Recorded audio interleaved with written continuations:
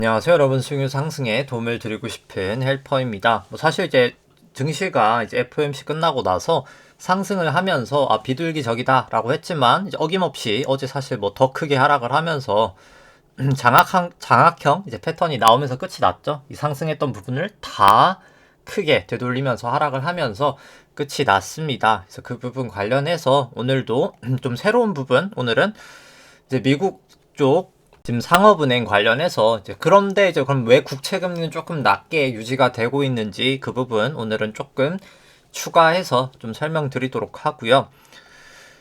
일단 그 다음에 이제 코스피, 코스닥 오늘 움직였던 거 살펴보고 그 다음에 이제 프로그램 매매 살펴보도록 하고요.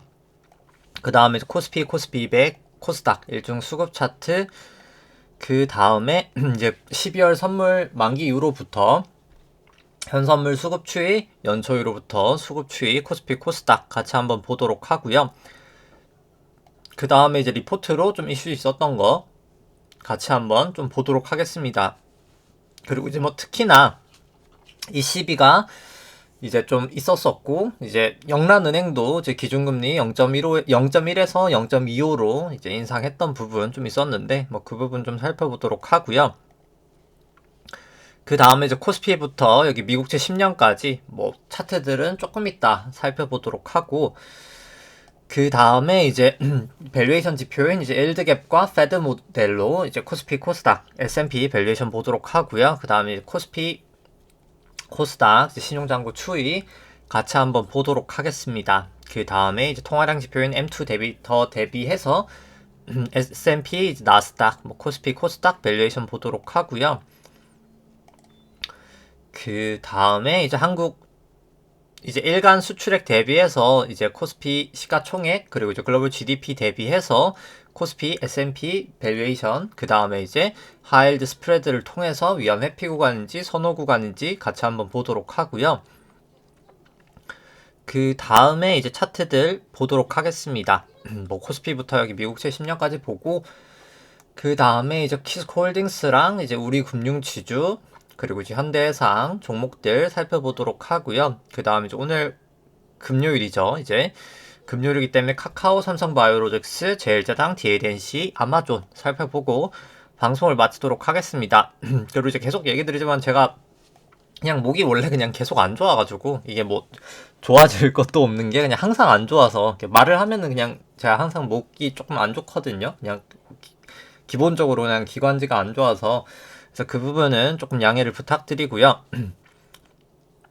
일단 FOMC 관련돼서 계속 반복되기는 합니다만 간단하게나마 이제 큰 좀 흐름을 좀 FOMC 걸 다시 한번 좀 잡아보도록 하겠습니다.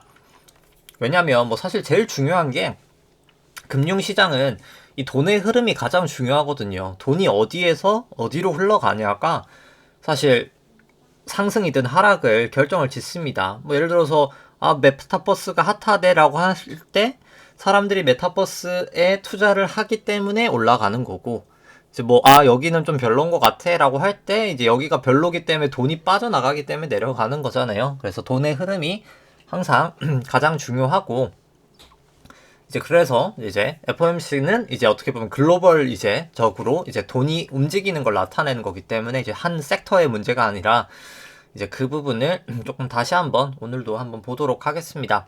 근데 이제 어제랑 그저께 계속 얘기를 했었기 때문에 했던 부분은 조금 간단하게만 설명드리도록 하고요. 결국 그냥 발달되는 원인은 이제 연방준비은행이 결국 일단 양적 완화를 했던 게 이유가 되죠. 이제 2008년도 거의 2008년도 한 9월 정도부터 이제 2008 금융위기를 좀 타개하고자 양적 완화를 합니다. 국고채 매입을 하고요. 그 다음에 이제 코로나 터지면서 또다시 양적 완화 이렇게 어마어마하게 했습니다. 이제 그런 상황에서 근데 중요했던 것은 이제 저번 FOMC에서 이제는 우리 내년에 한 금리 3번 올릴 것 같습니다 라고 점도표 발표가 됐었고 테이퍼링도 기존에 150억 달러 하던 거 이제는 2배인 300억 달러로 증가를 시키겠습니다. 그리고 이제 우리가 아직 결론은 짓지 못했지만 대차 대조표를 축소시키는 것도 논의를 하고 있습니다. 이렇게 얘기를 했었습니다. 이제 그 부분을 살펴보면 일단 먼저 뭐 중요한 건 여기 부채 계정이 중요하긴 합니다. 이제 이 문제가 이제 시작되는 이유가 지금 테이퍼링을 그럼 일단 처음부터는 이제 왜 해야 될까가 중요한 거죠. 그러니까 테이퍼링을 하는 이유는 일단 대출이 증가해서 그렇습니다. 일단 뭐 가장 큰 게 이제 또 여기 이제 원인 중에 가장 첫 번째 원인이 이제 대출이 증가를 하는 거죠. 과거에는 경기가 이제 실물 경제가 안 좋았잖아요. 이제 코로나 터지고 나서 경제가 좋진 않았습니다. 이제 돈이 많이 풀려서 금융시장이 좋았던 거지 실물 경제가 사실 좋았던 건 아니잖아요. 그래서 실물 경제는 안 좋았기 때문에 이렇게 떨어졌다가 2021년, 그러니까 올해 한 5월 정도부터 이제 실물 경제가 좋아졌기 때문에 이제 대출금이 이렇게 증가를 합니다. 사람들이 이제 경제가 좀 괜찮아졌네 라고 이제 대출을 하는 거죠. 근데 대출을 하다 보니까 은행들이 이 지급준비금을 증가를 안 시키는 겁니다. 지급준비금이란 이제 은행에 있는 현금을, 그러니까 남아있는 은행들이 이제 현금을 연방준비은행에 이제 예치시켜 놓은 거다라고 생각하시면 되고요. 근데 이제 이게 많으면 대출을 못 해주거든요. 이제 그렇다 보니까 이 지급준비금이 안 느는 겁니다. 이게 이제 연방준비은행의 부채인데, 이제 뭐 이 부분은 어제랑 뭐 그저께 영상 보시면 될 것 같고, 그렇기 때문에 지급준비금이 못 늘다 보니까 리버스 레포가 역으로 증가를 하면서 이제 리버스 레포는 단기자금 시장에서 연준이 이제 자금을 조달하는 거고, 이것도 이제 전에 영상을 좀 보시면 자세한 설명이 있고요.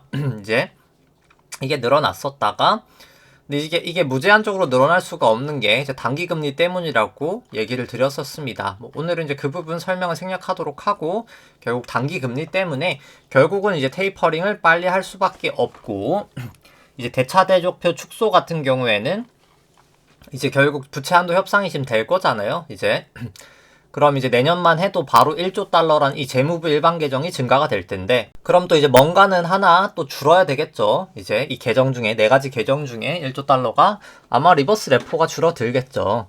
이제 근데 이 TGA 같은 경우에는 재정 정책을 하면 감소를 하니까 이게 늘어났다가 순식간에 1조가 감소를 할 겁니다. 그렇기 때문에 이제 실물 경제로 돈이 흘러가는 거죠. 그러니까 여기에 있는 금액들은 다 금융시장에 있는 돈이고 이게 이제 줄어들 때 이렇게 줄어들 때 실물 경제로 돈이 흘러간다는 겁니다. 금융시장에서. 근데 똑같이 이제 흘러가게 되겠죠. 이제 테이퍼링도 하고 결국 자산 매입 축소도 이 TGA가 줄어들면서 이게 늘어났다가 얘가 이 연두 색깔이 다시 줄어들면서 할 수밖에 없는 상황이 될 겁니다.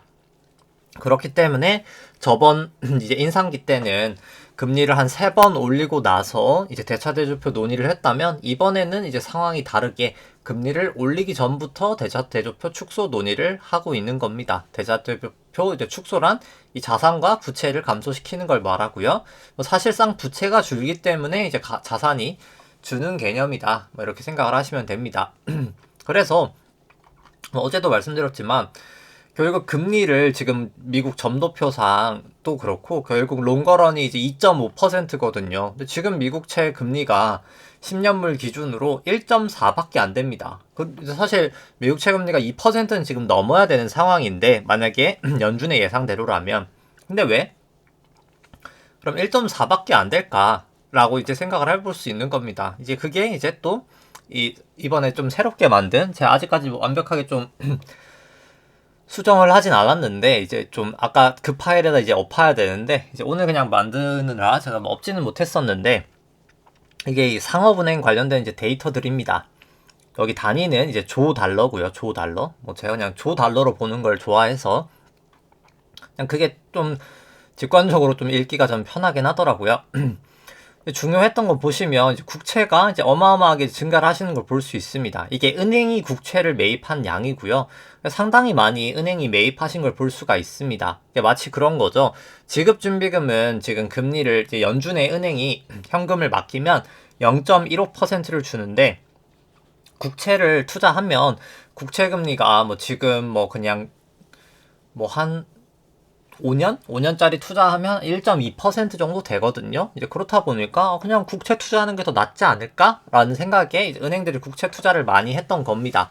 그러니까 왜냐면 이때는 대출금도 안 나가니까 현금을 가지고 뭔가를 해야 되는데 은행이 이제 위험 자산을 투자할 수는 없고요. 이제 비중 자체가 그러다 보니까 지급준비금을 이렇게 늘리던가 연두색깔이 주황색깔 지급준비금을 늘리던가 아니면 그냥 국채를 투자한 거죠. 그렇기 때문에 국채를 많이 투자했다 보니까 국채 금리가 좀 낮아지는 영향이 있었고, 더군다나 이제 올해 7월부터 이제 스탠딩 레포라는 게 나타나기, 그러니까 연준이 이제 실시를 했습니다. 이제 스탠딩 레포라는 게 뭔지 설명을 드리면, 은행이 이제 국채를 들고 있으면 사실 국채가 돈은 아니잖아요. 이제 환금성이 매우 높은 건 맞는데 바로 그냥 돈으로 바꿀 수 있는 건 아니잖아요. 팔면 되긴 하는데 일단 팔아야 되잖아요. 이제 그런 부분이 있다 보니까 연준이 그래 너희 그 국채 우리한테 빌려주면 우리가 언제든 돈을 줄 수 있는 시스템을 만들어 줄게 한 게 이제 스탠딩 레포 시스템입니다.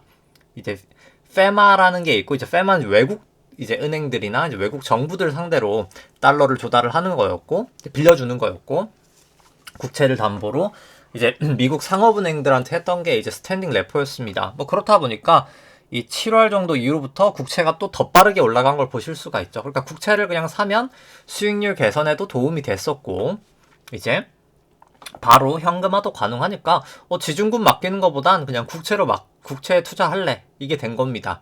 뭔가 좀 이상하죠. 지준금에다 넣을 수 있는 효과를 은행 연방준비은행 자체가 막아서고 있다라는 느낌을 받으실 수가 있을 겁니다. 이제는 테이퍼링을 하려고 하는 거죠. 그러니까 쉽게 말해서 테이퍼링을 할 수밖에 없는 환경을 오히려 연준이 만들어줬고, 어떻게 보면 그러니까 꼭 그것뿐만 아니라 이제 국채 금리를 조금 낮춰주는 역할을 은행이 할 수 있게 연방준비은행이 이제 했었던 겁니다. 이제 그 부분이 있는데, 중요한 거는 아까처럼 대출금이 이제 증가하고 있는 상황에서 은행이 더 이상 이렇게 공격적으로 국채를 살 필요가 없다는 거죠. 이제는 국채 살 바야 그냥 대출하면 되는데 이제 왜 국채를 사나요? 이제 마치 2% 3%에 대출해 줄 수 있는데 1%짜리 국채를 살 필요가 없는 거죠. 그렇기 때문에 국채도 딱히 이제 증가하지 않고 지준금도 크게 증가를 못하고 있는 상황이다. 이제 그런 상황이기 때문에 연준이 결국 부채가 못 늘어서 자산이 못 늘고 오히려 부채가 떨어지는 상황에서, 대출금이 느니까 부채가 떨어지는 상황에서 테이퍼링을 더 가속할 수밖에 없고, 결국 오히려 자산을 축소하는, 이제 부채가 줄기 때문에 자산을 축소하는 대차대조표 감소가 나타날 수밖에 없다. 축소가 나타날 수밖에 없는 상황이다 라고 보시면 됩니다.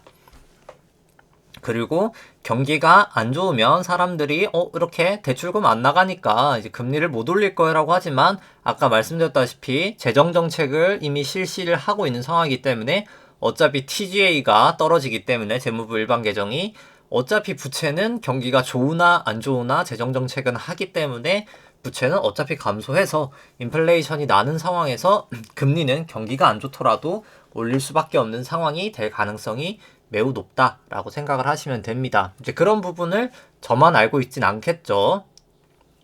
그렇다 보니까 테크주가 어제 매도 물량이 어마하게 많았던 것 자체가, 이런 걸 이제 알고 있는 사람들은 이제 굳이 테크주를 들고 있을 필요가 없는 거죠. 왜냐면 금리가 이제 올라갈 테니까요. 쉽게 말해서 돈이 너무나 많이 풀렸었기 때문에 금리가 이렇게 낮았었는데, 그러니까 마치 그런 거죠. 원래는 실질금리가 이렇게 올라갈 때 증시가 올라갑니다. 왜냐면 마치 그런 거죠. 실질금리가 낮다는 것 자체가 일반적인 상황에서는 경기가 매우 안 좋기 때문에 사람들이 돈을 쓸 데가 없어서 실질금리가 낮은 겁니다. 그렇기 때문에 이제 증시의 멀티플 자체도 낮고 주식이 대부분 저평가가 되어 있는 시즌인 거예요. 이때가. 그렇다 보니까 당연히 실질금리가 올라간다는 것 자체가 경기가 이제 안 좋다가 좋아진다는 거니까 당연히 증시 멀티플이 올라가고 증시가 올라가는 게 당연하겠죠. 항상 이때는 사실 금리 올라갈 때 주식이 올랐습니다. 근데 지금은 그때랑은 다르게 실질금리는 낮고 실물 경제는 안 좋았던 건 맞지만 돈을 너무나 과하게 많이 풀었기 때문에 멀티플은 이미 어마어마하게 올라가 있는 거죠. 그러니까 그런 상황에서 이제는 경기가 좋아지면 이제 할인율이 높아져 버리니까 저는 증시가 무너질 수 있다, 이제 그렇게 보는 겁니다. 제 관점은 그렇고요.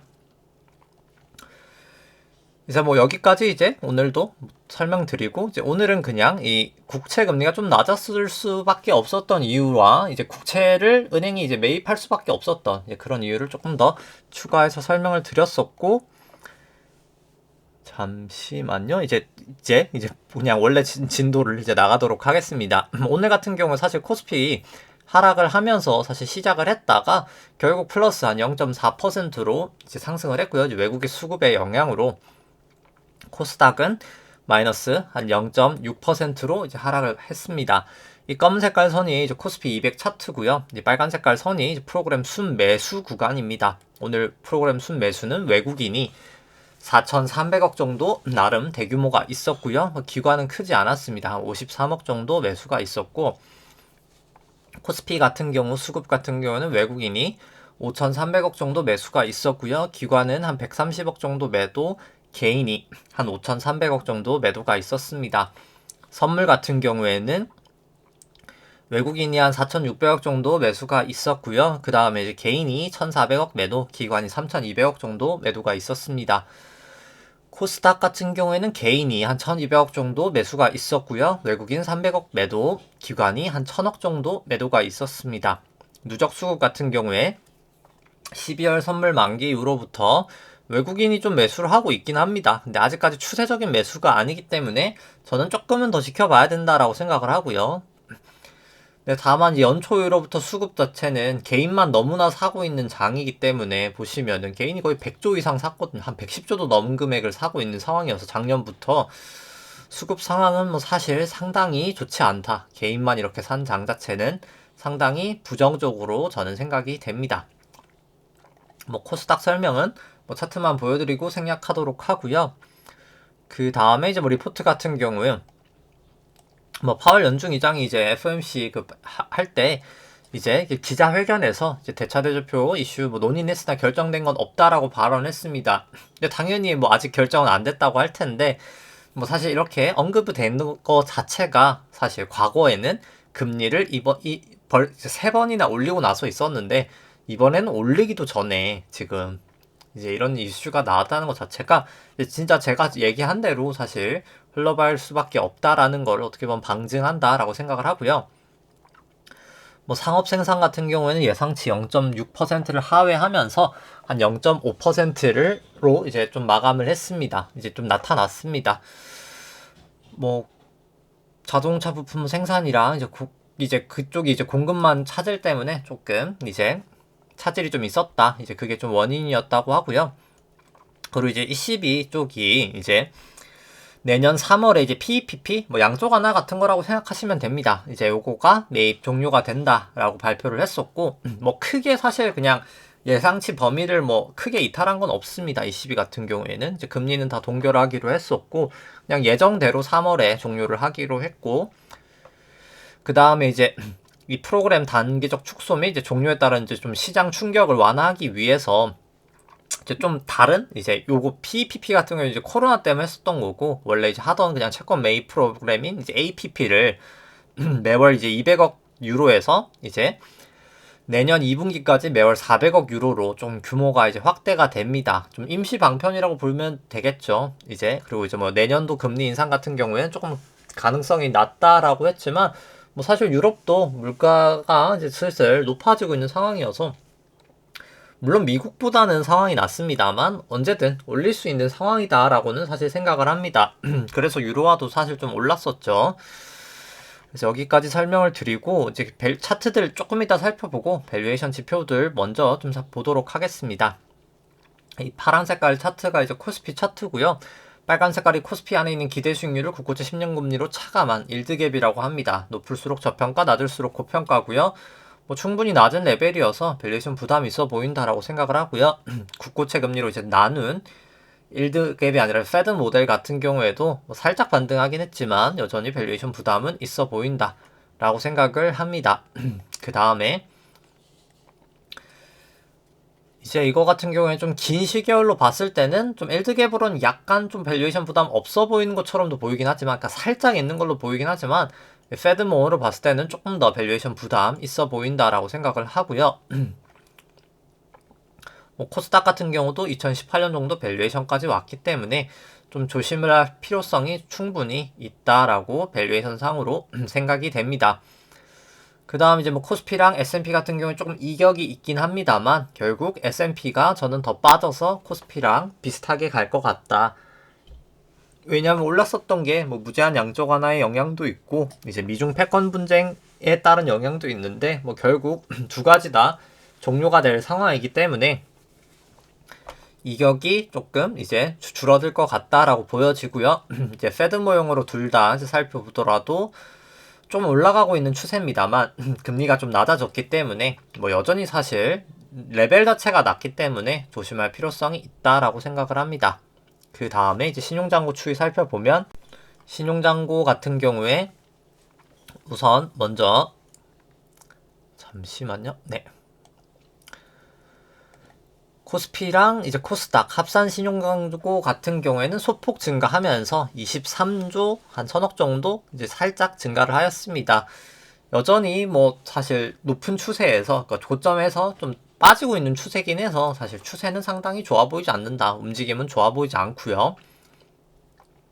신용잔고를 이제 코스피 시총으로 나눈 수치도 뭐 상당히 이렇게 내려가고 있는 추세 자체가 저는 좀 부담스러워 보인다라고 생각을 합니다. 신용잔고 증감 속도도 이렇게 떨어질 때가 문제가 되는데 딱 떨어지고 있는 상황이죠. 그 다음에 이제 코로나가 아니라 이제 코스닥 같은 경우에는 좀 설명을 여긴 보여드리기만 하고 설명은 생략하도록 하고요. 그 다음에 이제 아까 통화량 대비해서 S&P, 나스닥, 코스피, 코스닥 밸류에이션 살펴보면 이거는 통화량 대비이기 때문에 높을수록 고평가, 낮을수록 저평가고요. 다 컨버블 이후로 높은 수준이기 때문에 S&P, 나스닥 둘 다 밸류에이션 부담 있어 보인다라고 생각을 하고요. 뭐 코스피도 마찬가지입니다. 뭐 코스피도 보시면 똑같이 코스피, 코스닥 다 밸류에이션 부담 있어 보이고요. 그 다음에 일간 한국 수출액 대비해서 시가총액 같은 경우에는 과거 고점들 넘었다가 빠지고 있는 추세이기 때문에 추세가 좋아 보이지 않고요. 글로벌 GDP 대비해서 이제 코스피, S&P 같은 경우에는 과거 고점들 다 넘은 상태죠. 여전히. 그렇기 때문에 추세가 깨진 건 아니지만 밸류에이션 부담이 있어 보인다라고 생각을 합니다.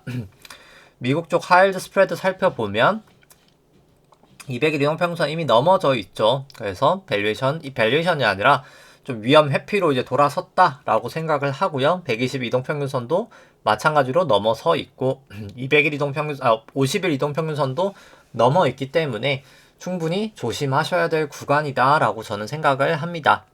그 다음에 이제 차트 살펴보면 잠시만요. 코스피 200부터 이제 좀 살펴보면 그냥 장기 파동부터 보면 이제 엘리어트 파동상 1998년도 외환위기 저점부터 닷컴 버블 때까지가 1파, 여기가 2파, 여기가 3파, 여기가 지루했던 조정이 4파, 여기까지가 이제 5파였었다 라고 생각을 하고요. 이게 큰 1파로 완성이 되고 그 다음에 이제 미중무역 분쟁 코로나가 ABC로 큰 2파 나오고 나서 여기 이제 상승했던 게 3-1파, 지금이 이제 3-2파라고 보여집니다. 여기 이제 저점하고 저점을 이렇게 그어가지고 고점에다가 올려놓으면 채널링을 할 수 있는데 이제 고점이 사실 거의 다인 부근에서 빠졌기 때문에 3-1파였었구나 라고 알 수 있었고요. 그 다음에 이제 3-1파랑 2파를 일본으로 좀 살펴보면 코로나 저점 이후로부터 여기가 1파, 여기가 2파, 여기가 3파, 여기가 4파, 여기가 5파였었다 라고 보여집니다. 여기도 이제 2파랑 4파 저점을 그어서 3파 고점에다가 올려놓으면 채널링 할 수 있는데 여기도 고점 다였었기 때문에 채널은 유효했다라고 보여지고 여기 5파 깨지거나 2파 4파 깨질 때 2번 정도의 매도 기회는 있었다 라고는 보여집니다. 그 다음 이제 내려갔던 게 이렇게 쐐기 모양으로 A파 떨어지고 B파 올라갔다가 C파가 여기까지 빠졌다라고 보고요. 5파랑 이제 B파도 그어서 그 다음에 이제 A파 저점에다가 올려놓으면 여기도 이제 저점에 딱 닿이기 때문에 여기도 채널은 유효했다라고 보여지고 여기를 이제 하회할 때 C가 끝나가는구나 라고 알 수 있었고 다시 올라갈 때 C가 끝났구나 라고 두 번의 이제 기회가 있었습니다. 그 다음에 이제 4랑 B랑 이렇게 그었을 때 여기를 사실 깨졌을 때 좀 부정적이었다가 다시 지금 또 올라가긴 했지만 아마도 이제 지금 저는 여기 A, B, C가 이제 큰 A라고 보고요. 그 다음에 지금 여기가 A, B, C로 작은 A, 그 다음 여기가 B로 작은 B, 여기가 A, B, C, 그러니까 C죠. 이제 C로 아마도 이제 큰 B가 이렇게 완성이 된다라고 봅니다. 근데 여기서 뭐 조금 더 갈지는 모르겠으나 중요한 건 어차피 여기서 일단 계속 구름을 못 넘기도 하고 결국은 뭐 곧 머지않아 C로 빠질 것 같다 이고 뭐 비파 계산치상 엘리어트 계산치상 뭐 406에서 422까지도 상승은 가능합니다만 뭐 여기까지 갈지 안 갈지는 모르겠지만 어차피 일단 그 다음에는 결국은 빠질 것 같다라고는 생각이 됩니다. 그리고 뭐 추세상으로는 전환선 기준선 상회하고 9일 26일 프랭스팬은 호전돼 있지만 계속해서 일단 여기 구름대를 넘지 못하고 있는 거는 좀 추세가 좋아 보이지는 않고요. 그리고 여기도 뭐 상승 이렇게 쭉 할 때 거래량이 그렇게까지 사실 좋지는 않았었죠. 생각보다 좀 신뢰도는 좀 떨어지지 않나, 올라갔던 상승폭에 비해서 뭐 조금 그렇게 생각을 합니다. 뭐 그 다음에 이제 코스닥 같은 경우 여기 오파 고점 치고 A, B, C, A 하고 여기 B 하고 결국 C에 1, 2, 3 정도로 결국은 빠진다 라고 생각을 하고요. 뭐 설사 제가 조금 한 게 A, B, C로 이렇게 B가 갔다가 빠질 수도 있겠지만 어차피 중요한 건 결국 B파 위에는 하락을 하지 않을까라고 생각을 하고요. S&P 같은 경우에는 사실 여기 선물이 어제 사실 고점을 넘긴 했지만 이제 현물 시장은 넘질 않았었거든요. 그래서 뭐 저 같은 경우에는 이건 안 넘었다고 보는 게 맞지 않을까라고 생각을 하고 선물을 좀 보도록 하겠습니다. 결국 이제 고점을 여기라고 생각을 하는 거죠. 그리고 실제로 그 가능성이 더 높아 보이긴 합니다. 왜냐면 선물 시장은 레버리지가 있기 때문에 조금 파동 법칙을 어길 수가 있거든요. 실제로 이제 그래서 그 부분은 좀 감안을 해서 사실 그래서 저도 이제 지금 이제 장외 시장이 아니라 이제 아시아 이제 선물 시장 거를 반영을 하려고 선물로 보여드리지만 저 같은 경우는 사실 현물하고 선물을 둘 다 봅니다. 이제 움직임이 살짝 이제 조금 왜냐면 시간 차이 때문에 약간은 다를 수밖에 없잖아요. 그래서 그걸 위해 사실 둘 다 보고 있고 뭐 특별하게 이제 현물로 설명을 해야 될 때 사실 현물로 보여드리고 아니면 이제 웬만하면 그냥 선물로만 보여드리고는 있습니다. 크게 다르진 않아서요. 이제 2009년도 바닥 이후로부터는 여기까지가 1파, 여기가 2파, 여기가 3파, 여기가 4파 나오고 나서 5파 고점을 치고 결국 ABC로 저는 지금 빠지고 있는 단계다. 지금 이제 A파 하락 중이다라고 보여지고요. 그 다음에 이제 코로나 저점 이후로부터 여기가 1파, 여기가 2파, 여기가 3파, 여기가 4파 치고 마지막 정말 5의 5파에 대해서 여기가 1파, 여기가 2파, 여기가 3파, 여기가 4파, 여기가 마지막 5파였다라고 봅니다. 뭐 여기도 이제 똑같이 여기는 로그 스케일 풀고 이제 채널링을 해보면 여긴 여기 2파랑 4파 저점을 그어서 여기도 똑같이 이제 3파 고점에다 올려놓으면 5파 채널을 할 수 있겠죠. 그래서 올려놓으면 원래 여기서 딱 다였어가지고 전 여기가 이제 고점이지 않았을까라고 해서 사실 나스닥 풋하고 이제 풋 매수랑 선물 매도를 이때 좀 대량 했었었고요. 그랬다가 이제 여기가 고점이 새로 나오길래 아 그럼 여기가 이제 고점이었구나 이게 1, 2, 3, 4, 5였구나 라고 좀 이제 뒤늦게 알 수 있었고 ABC로 여기서 빠졌기 때문에 이날쯤에 대량 이제 선물 매도했던 거랑 풋 매수했던 건 다 청산을 거의 했었고요. 요때 올라갈 때 이제 2번 정도 그리고 여기서 정도에서 좀 한 3번 정도씩 이제 풋 다시 이제 매수를 했다가 이제 지금은 그냥 가만히 있습니다. 이때 이제 매수했던 걸 그냥 들고 있는 상황이고요. 뭐 특별히 정리를 안 하고 있습니다. 그래서 일단 뭐 추세로 봤을 때 보시면은 이제 여기서 뭐 계속 같은 내용이지만 고점이 갱신이 됐었었는데 보조 지표들은 다 떨어지고 있죠. 특히 이제 RSI 같은 경우엔 이 추세선 자체를 못 넘고 있죠. 딱 정확하게 이 추세선에서 못 넘고 하락을 하고 있어서 뭐 저는 결국은 사실 빠질 것 같다라고 생각을 합니다. 뭐 추세 자체는 이제 26일 프랭스팬도 역전이 돼서 슬슬 점점 부정적인 것 같고 다이버전스 난 것도 그렇고 주가는 올라갔는데 보조지표 내려가는 다이버전스도 그렇고 주가가 떨어질 때 거래량은 증가를 했고 주가가 올라갈 땐 거래량이 생각보다 증가하지 못했다가 다시 빠질 때는 거래량이 증가하는 모습을 보이기 있기 때문에 이제는 주추세가 하락 추세지 않을까라고 보여지고요. 그 다음에 이제 분봉으로 살펴본다 하더라도 여기가 이제 갱신이 되긴 했지만 실제로 현물로는 넘어서지 않았기 때문에 여기가 5파고 여기가 ABC로 A, 여기가 B, 그 다음에 여기가 C로 큰 A가 되고 여기가 A, B, C로 B가 된 다음에 지금이 이제 C다 라고 생각을 합니다. 여기가 이제 C의 1 다음에 C의 2가 나오고 결국 C의 3으로 이제 다시 빠지지 않을까. 근데 2가 이렇게 한 번 더 나왔다가 빠질지 2가 여기서 이제 끝이 난 걸로 봐야 될지는 애매합니다만 결국은 3으로 이제 빠지지 않을까 라고 생각을 합니다. 사실 뭐 머지않아 뭐 사실 좀 큰 하락이 나올 수 있다라고 생각을 하고요.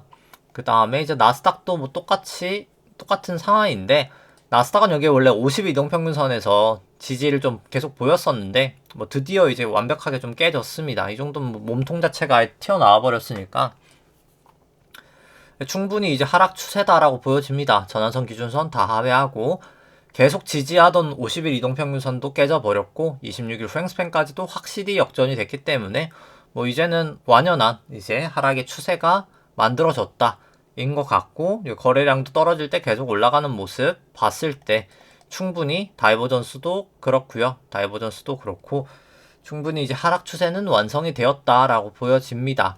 아마 이번 하락 같은 경우는 전 한 여기까지 계산치상으로도 그렇고 뭐 한 이런 식으로 빠져서 결국 한 여기까지는 빠지지 않을까라고는 1차적으로 생각했다가 B로 갔다가 다시 C로 빠진다 라고는 보고 있습니다. 뭐 비트코인 같은 경우에는 뭐 매일 설명을 드렸었기 때문에 설명을 좀 생략할까 했다가 여기가 1, 2, 3, 4, 5로 마지막 5의 끝이가 났는지 5의 1인지가 중요한데 결국 롱으로 본다 하면 결국 그냥 여기를 넘어서고 나서 여기 전고점을 넘어서고 나서 저는 사는 게 맞지 않나 라고 생각을 하고 뭐 120이랑 200 이동평균선도 깨져서 뭐 좀 보수적으로 보는 게 저는 맞지 않나. 증시도 고점을 친 것 같은 상황에서 뭐 좀 가상화폐도 조심히 보는 게 맞지 않을까 생각을 하고요. 그 다음에 이제 V코스피 같은 경우도 뭐 사실 오늘 증시가 올랐지만 하락하지는 않았죠. 계속 여기 120 이동평균선 위쪽에 놀고 있기 때문에 아직까지는 계속 좀 조심을 하시는 게 맞다라고는 생각을 합니다. 26일 후행스팬도 여기 이제 호전이 돼서 좀 조심할 필요 계속해서 있다라고 보여지고요. 그 다음 뭐 필라델피아 반도지수는 뭐 급락, 장악형이죠. 완전 장악형에서 급락 거의 4%, 4.3%대 급락을 하면서 떨어졌기 때문에 뭐 정말 이제 좀 부정적이지 않나. 볼린저 밴드도 모여있는 상태에서 퍼지면서 빠질 수 있다. 충분히 부정적인 모습이 날 수 있다라고 생각을 합니다. 이제 여기가 고점일 확률이 더욱더 높아졌다라고 보여지고요. 뭐 니케이도 그래서 많이 떨어졌죠 오늘. 그래서 니케이도 여기가 5파고 여기가 A, B, C의 1, C의 2, C의 3이지 않을까 라고는 봅니다. 유로스톡스도 마찬가지고요. 유로스톡스도 A, B 아마도 C의 1, C의 2, C의 3, C의 4, C의 5 뭐 이런 식으로 빠지지 않을까 라고 보여지고요. 항생 같은 경우도 뭐 일단 여기는 뭐 차트가 여기도 워낙 좋지 않아서 뭐 굳이 떨어지고 있는 칼라를 잡을 필요 없다라고 생각을 하고 상해 종합도 좀 그나마 차트가 좋았다가 이제 전환선 하회했고 이제 기준선까지 하회하면 특히 MAC도 매도 시그널 나왔고 뭐 굳이 저는 중국 쪽은 뭐 사실 좋아 보이지 않기 때문에 뭐 섣불리 들어갈 필요는 없다라고 생각을 합니다. 달러 인덱스 같은 경우 일단 기준선 부근에서 지지를 하고 있는데 여기를 이제 깨냐 마냐죠. 밑으로 지지를 선을 깨버리면서 내려가냐 지지한 다음에 반등하냐를 좀 지켜봐야 될 것 같습니다. 뭐 달러 원도 마찬가지죠. 여기 이제 구름대에서 지지가 되는지 좀 지켜봐야 될 것 같고요. 뭐 저는 좀 위로 갈 수 있다라고도 보는데 뭐 일단 사실 화는 뭐 그렇게 사실 예측하는 게 의미도 없고 맞출 가능성도 워낙 작기 때문에 그냥 뭐 보여드리는 거는 저는 이제 그냥 이런 흐름으로 지금 가고 있다. 모르는 것보다는 그래도 어느 정도 추세인지는 아는 게 낫기 때문에 보는 거지. 뭐 사실 화는 좀 예측하기는 참 어려운 영역이라고는 생각을 합니다.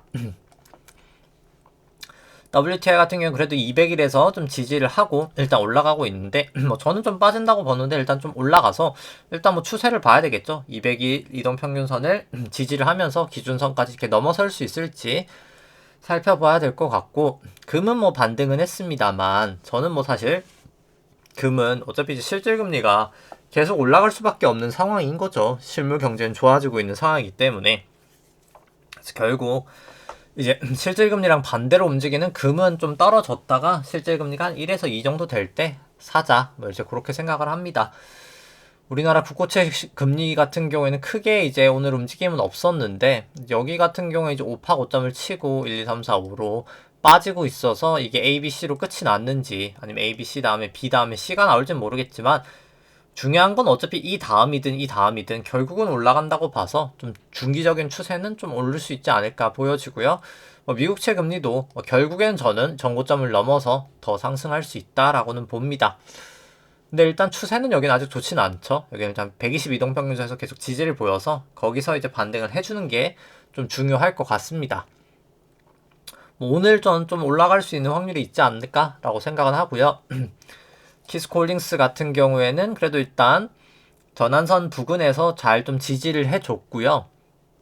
이제 26일 프랭스팬 호전과 기준선을 상회하는 게 이제 두 가지가 일단 남은 것 같습니다. 그 다음에 이제 구름대를 넘어야 되겠죠. 최종적인 목표는 구름대고, 일단 여기를 넘는 게 중요한 것 같은데, 일단 계속해서 그나마 이제 외국인 수급 쪽에 조금 받쳐주고 있어서 그 부분이 일단 가장 긍정적으로는 보인다라고 생각은 하지만, 결국 궁극적으로는 주주 환원 정책이 있어야 된다. 사실 회사 밸류에이션은 현재 주가가 15,500원 정도 되고 나머지 실적 전망치 이 정도다라고 했을 때 사실 내재 가치는 현금만 해도 4,800억이고 그냥 주가 자체가 내재 가치로 봤을 때 한 7만원까지도 갈 수 있는 회사여서 충분한 상승 여력은 있지만 결국 주주 환원 정책이 없으면 그림의 떡이다 라고 생각을 해서 이제 주주 환원 정책이 필요하고, 근데 어차피 내년에 이제 어차피 또 상속세도 내야 되기 때문에 결국엔 400억 정도를 회사에서,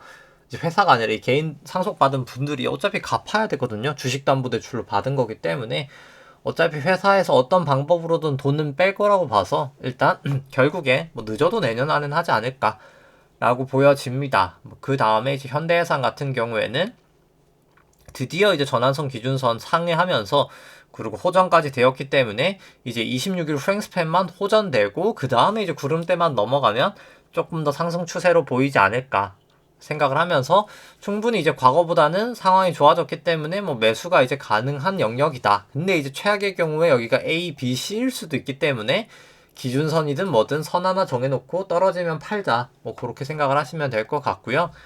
저 같은 경우에는 계속 말씀드리지만 이제 국내 주식을 사는 것 자체가 저는 그냥 숏을 위한 헤지로 사실 지금 들고 있는 상황이어서 이제 오히려 역으로.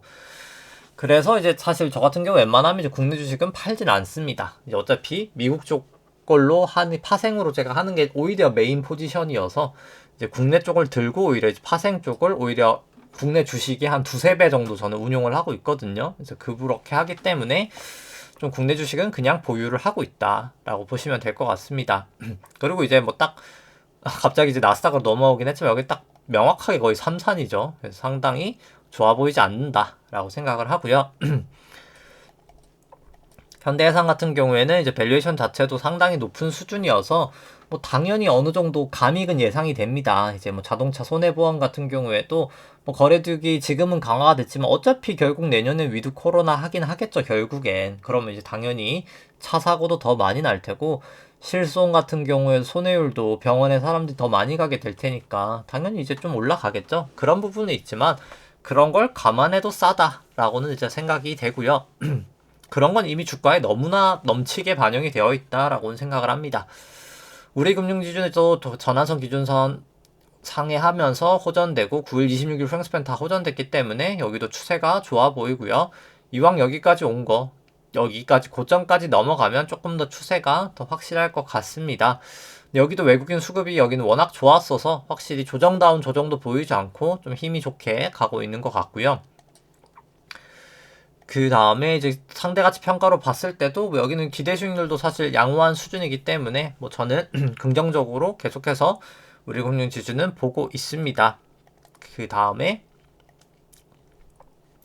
이제 오늘 보는 종목 카카오부터 쭈루룩 살펴보면 이제 현재 주가 카카오 11만 7천원 정도 되고요. 나머지 실적 전망치 이 정도 된다라고 했을 때 그냥 살짝 저평가가 됐을 수 있다. 이제 절대가치 평가로는 이제 그렇게 생각을 합니다. 근데 다만 상대가치 평가로는 좀 비싸 보인다. 왜냐면 이제 워낙 과거 비해서는 많이 오른 건 또 사실이기 때문에 상대가치 평가로는 밸류에이션 부담이 좀 있어 보인다 라고는 생각이 되고요. 그 다음에 삼성바이오로직스 요즘에 뭐 계속 잘 올라가고 있죠. 사실 삼성바이오로직스는 자회사인 삼성바이오에픽스가 이제 개발을 하는 건데, 그 회사를 제외하고는 사실 그냥 공장이라고 보시면 됩니다. 그러니까 쉽게 말해서 그냥 수주 받아서 하는 수주 산업이라고 보시면 되고요. 그래서 이렇게 막 바이오에픽스를 제외하고는 막 이렇게 막 매출이 빵빵 뛰는 게 아니라, 이게 매출이 막 올라가고 있는 게 그냥 공장을 3공장까지 지어서 매출이 올라가는 거기 때문에 막 그렇게 바이오처럼 막 한 방이 있는 회사는 사실 아니긴 하거든요. 저는 뭐 개인적으로 이렇게 높은 멀티플을 받는 거는 뭐 저는 개인적으로는 이해가 안 되긴 합니다. 근데 이제 뭐 그런 거죠. 사실 여기가 그러니까 그 뭐라고 해야 될까요? 경영 승계가 아니라 그 삼성전자 이제 지분 수합할 때 상당히 중요한 역할을 해서, 여기 삼성바이오로직스 주가가 높아야지 사실 삼성그룹들한테 좋거든요.